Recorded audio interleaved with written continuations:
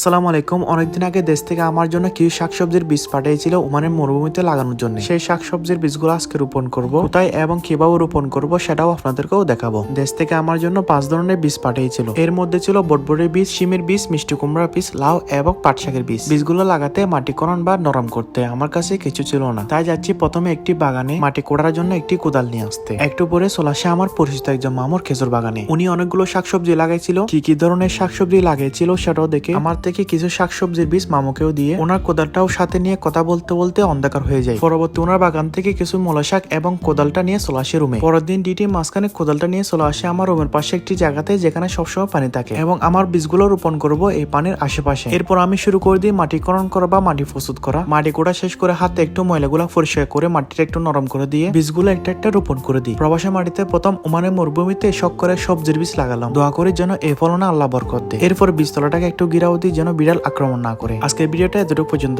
আল্লাহ হাফেজ। সাবস্ক্রাইব।